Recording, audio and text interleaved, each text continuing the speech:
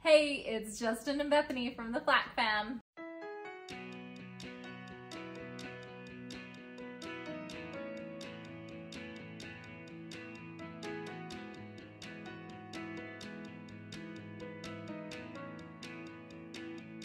We got up and we went to Universal and we wanted to be there. It was early entry. And at this point we had faith. Bethany and I had full faith that Universal was going to be open and everything was going to be running smoothly. Of course, we understand that it was only 2 days after a hurricane and that's not how it works. We showed up really early. We were the first in line and we didn't get chosen to be the family of the day. Bethany was so disappointed. She's wanted nothing more than to be that. No, we were actually really grateful that they didn't choose us for that. Well, we did. I do have to say, I loved talking to the cast. What are they called at Universal? Team members. I don't know. Whatever they are at Universal. The guy that was letting us into the park, he was kind of telling us some stories about the hurricane, and he was like... He said that it was the T-Rex had broken through. Yeah, he said the T-Rex had broken through, and I said, oh my gosh, you should put a dinosaur there, and you shouldn't fix it. And he was like, yeah, we felt like, and coming from my background, I felt like Universal really missed there because I was like, they could have done a lot with. We ran straight to Hagrid's, right? Yes. We ran straight there. Yes. We got on, no problem. And the next thing that we did was we ran straight to Velocicoaster. We got in that line and we waited for an hour. People all of a sudden would trickle down and go out past us. And we were like, what is going on? Well, they had made announcements that there was a small delay. Small delay. Because then it escalated. So a few people would leave and we'd get to move forward. And we were like, it's a small delay, so we'll just stay. Yeah, so we're practically like at the front. Then they finally do the hard, we are not opening again. So at that point, what did we do? I can't remember. We got out of line and we ended up going to breakfast. Yeah. Went to breakfast at the Three Broomsticks. And I had pancakes. I got the traditional English breakfast. It was good. And pear juice. Or pear cider. Pear cider. Don't call it juice. And warm butterbeer. Well, Bethany got a warm butterbeer. Then we were waiting for Velocicoaster. One of the reasons we ate at Three Broomsticks was because we could look out the back and see if they were even testing cars. They were not. So then we decided to try for the Hulk. The Hulk was not open. So then we decided for Poseidon's. Poseidon's was not open. So then my brother was like, well, we'll just go over to Spider-Man. I cannot do Spider-Man. I get very motion sick in that ride, those particular rides, those and that one and Simpsons. And oh, Simpsons is horrible. So I didn't want to ride it. So we walked over there with them and then Bethany and I continued. We got to see Dudley's or Ripside Falls. Yeah, which was, there was no water in it. So a ton of debris. Yeah, a whole bunch of debris. Unsure if that was because of the debris was because of the hurricane, but we don't know if it was closed. We don't know if the water had been drained before the hurricane and it was a planned closure, or if it was because of the hurricane and all the debris that they had to drain it. We don't know. And so we decided to get on Kong. We were all excited. It was just Bethany and I. And we went through the entrance and we went through the first video and we went into the second video where Kong fights the dinosaurs and the dinosaurs froze. And the dinosaurs...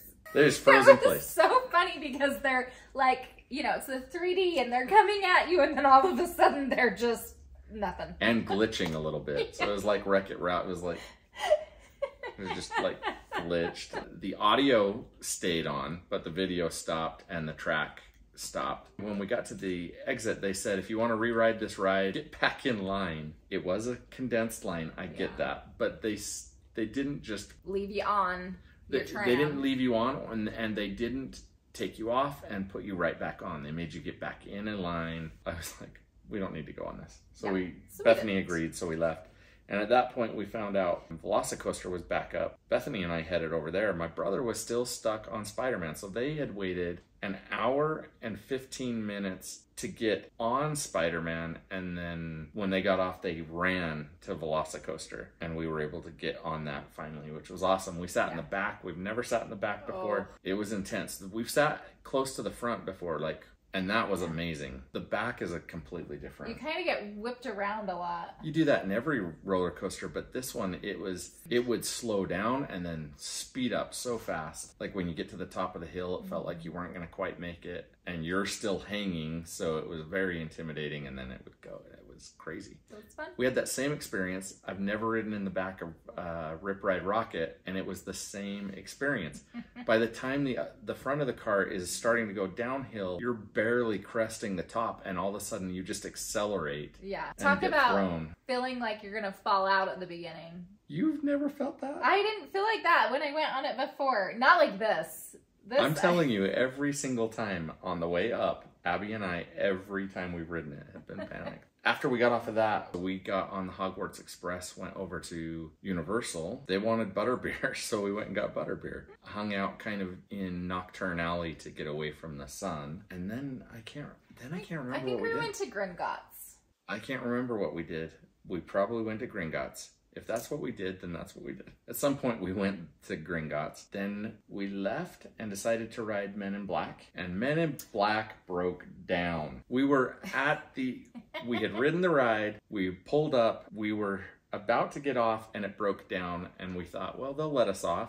Nope. No, we were stuck there forever. They let everybody in the line leave, and we are sitting there stuck. And then not just that, they clear everybody else out of the ride. So starting with entering or getting on the ride, then the whole line through until the very end. So we were the very last people to get off the ride.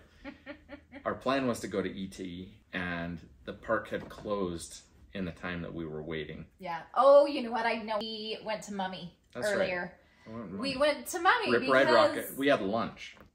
You went and got crepes, and they went to the Today Show Cafe. And we rode Ripside Rocket, rode on the back, and it was awesome. Then we went to the refurbished Mummy to see all the refurbishments. Was not really refurbished. It was refurbished. The mummy at the beginning, where he comes out of the coffin, or the sarcophagus, that's not there. It's just a projection. But the mummy's guards, all of them did pop up. So that was a bonus. So they fixed it, but it just seemed like for the time that it was down, like more would have been done with it. I don't know. It worked. Cautionary tale about the mummy. We decided to get in single rider line. We had 7 of us, and we thought we'll just get on single rider and go that way. Single rider. The wait time was 40 minutes, and we waited for 2 hours. Don't do single rider. Not on that one. It's not a good idea. Or figure out how to play the game and then do it. Anyway, that night we ended up leaving because Men in Black broke down and we were stuck the there park was until closed. the park closed. But we had reservations at Antojitos with my brother and his family, and we love Antojitos. But damn you, Antojitos! You took boudin off the menu, and that was the biggest mistake of all. If you had not ever had that, you missed out. Yeah. That was one of the best dishes at any restaurant. We still like Antojitos. Yeah. It's still good, but it's not as good. Yeah, you definitely lost a notch of coolness. But that night, that was our last night as well. And we had already gotten our voodoo donuts, and we didn't really want a dessert at Antojitos. We weren't feeling any of that. So we went on a search for dessert. Yeah. And what was the name of the place we went? It was the one in our hotel that was called the Strongwater Tavern. It's a rum and tapas bar. They had normal dishes there as well, but they had more types of rum than I could even fathom. The menu is just overwhelming. We ended up ordering... One was a hot chocolate truffle cake, and the other was a tres leches cake. Yep, and the tres leches cake had, no joke, about 12 to 13 inches of meringue on top of it. So the cake was big. That's a decent size. But then meringue about that big. Yeah, it was definitely worth it. We were happy. It was really good. It was really good. We had no idea that they were going to be that big, though. No. And we got to sit and watch some people sing in the lounge or in the restaurant, and they were fantastic. It was just a nice, chill night for our last night. And the next day we got up, packed up, went to the airport. The airport was open. We didn't have any problems. That was fantastic. We didn't have any problems, but the airport was full of people that had major problems. Yeah. People that were trying to get home and had been diverted, people whose flights had been canceled and they were trying to get rebooked, people that just were being downright snotty. So, for example, we got in the Sky Priority check-in lounge to check our bag, and there were people in that line that were upset because they felt like the line wasn't going fast enough, or they weren't handing out free upgrades. I mean, it was just, you get to see some of the best and worst of people in an airport for sure. There was a lot of damage in the airport though. There were buckets everywhere. On the lower levels. On the lower levels where the water was dumping in. I mean, it wasn't horrible, but... The buckets were full, so you say it wasn't horrible, but it was... There was one where they had a movable garbage can, and it was full of water. I have no idea how they were going to get it out of there. And then around that, because that was overflowing, they had 5-gallon paint buckets that was falling into. That was on the tunnel that goes from the parking garage underground to the terminals.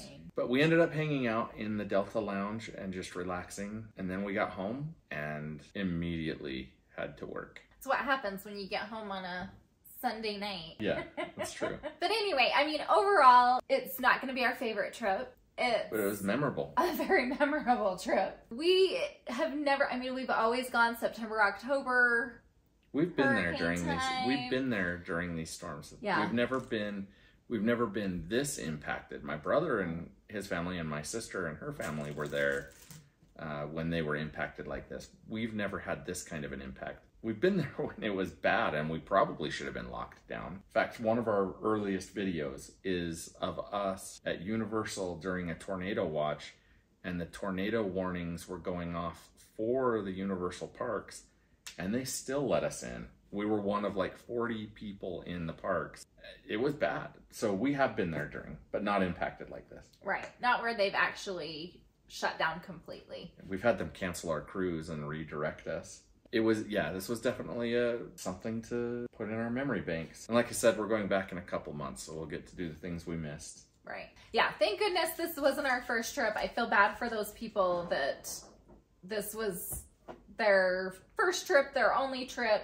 I mean, for us, it was okay. We talked to a lot of people in the club lounge that it was their first trip, and they were like, we got to do a few things before. I will say this, and this might not be a popular opinion. Disney definitely handled our tickets that didn't get used in a much better way than Universal did. And it was, not only was it handled better, like meaning that the solution was a better solution, but it was just automatic. We didn't have to ask. We never had to talk to Disney. They just did it. We automatically got messages saying you're getting your money back for the Halloween party, and your days are available until December 2023. With Universal, we never got communication, and their customer service had no clue what was going on. So as many people as were frustrated and were yelling at customer service, I understand their perspective, but the fact that the customer relations team members, they had no clue, so I can understand their frustration. It just felt like they were flying by the seat of their pants. Will we go back to Universal? Of course. So why am I bringing this up? I hope that they can, learn from it, because it was not, the communication just was not there, and it caused a lot of problems. Yeah, we kind of talked about in our other video of Hurricane Ian that we kind of didn't get a lot of communication from Disney, which we didn't from the hotel and we didn't from the closures, but the tickets and everything they were pretty good about. Yep. So, but anyway, we've rambled on long enough. We have, but come back next week because we'll be back on schedule. We have a couple of more videos from our Spain trip that we need to finish out. We do. And then we've got some videos from this trip, and then we'll be back at Disney. We've got some surprise stuff coming up. Surprise, of course it's for you, but surprise for even our girls. So yeah, it's gonna be fun. Yeah. All right, thanks for watching and hanging in there with us. Yep. And there's nothing else to say but what you always say. All right, bye.